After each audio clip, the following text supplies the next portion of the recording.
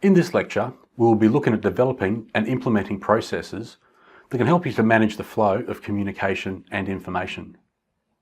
In order to do this, we will split the lecture into 4 sections.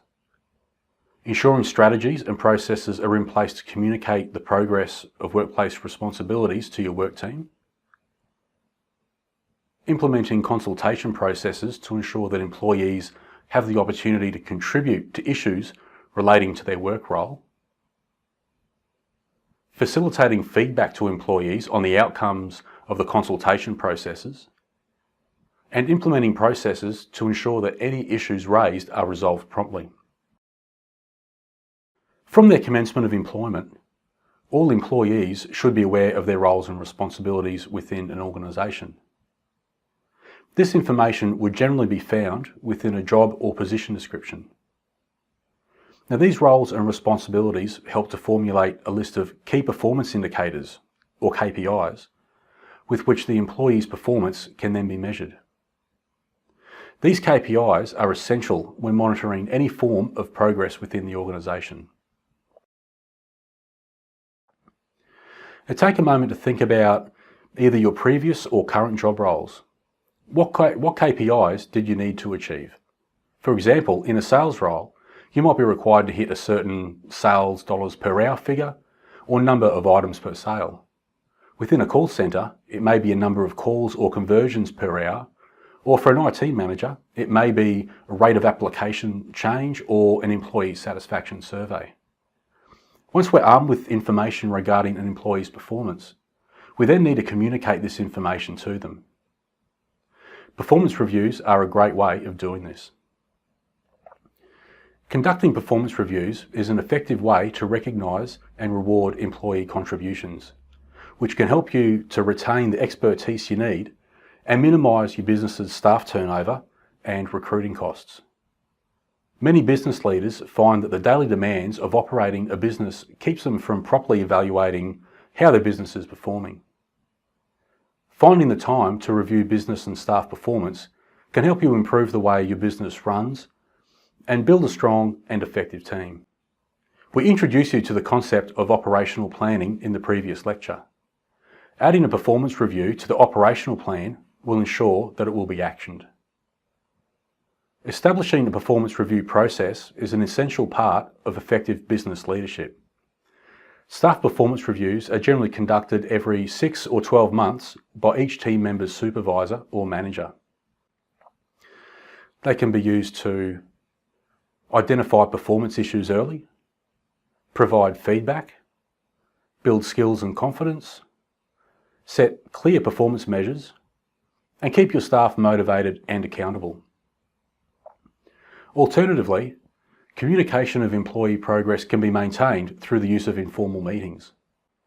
This type of communication can generally be carried out on a more regular basis than a performance review, and can help to identify any progress issues much sooner.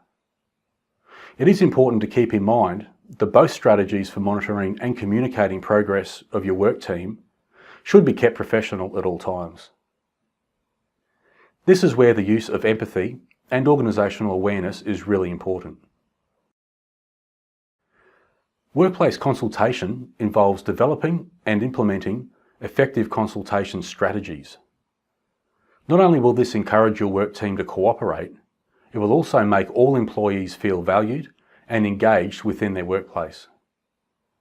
Discussions between your work team and yourself should be cooperative rather than confrontational, based on exchanging views and considering views rather than being argumentative, and ultimately should be used to reach a consensus between all participants. Reaching consensus fosters positive qualities of collaboration, involvement, and cooperation within a workplace. To properly create a culture of consultation, seeking the opinions and views of your work team must be a regular practice, not a one-off.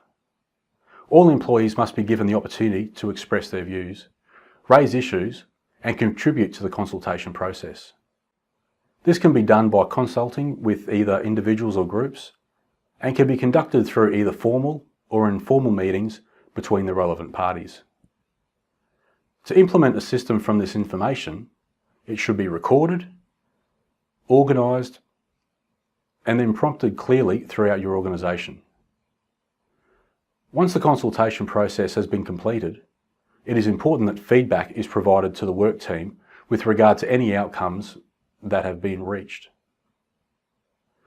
Again, this comes back to ensuring that there is clear communication between management and the work team, which allows your employees to feel that they are valued and respected within the work team. Failure to do so may result in a disengaged work team, which again has the potential to affect productivity. Throughout the consultation process, there is always a possibility that there may be some issues that need to be resolved. If there is an issue, it is important that it is acted on immediately. Unresolved workplace issues have a habit of flaring up later on down the track if they're not dealt with straight away, and can impact on the work team's culture. You must pay special attention to the issues and concerns of the others and allow these communications and issues to be prompted openly. It is also handy to reality test any options of resolution that may be put forward. This can generally be approached by using what-if questions for possible resolutions. Again, this helps the work team take ownership of decisions made within the organisation. It's important to note that if an issue can't be resolved by you, it should be handled by someone higher up in the organisation. Or, alternately, mediators can be used. So in this lecture, we examine ways to manage the flow of information and communication. We looked at ways to communicate the progress of workplace responsibilities to your team, consultation processes to ensure that employees can contribute to issues relating to their work role, facilitating feedback to employees on the outcomes of the consultation process, and outlined processes to ensure that any issues raised are resolved promptly.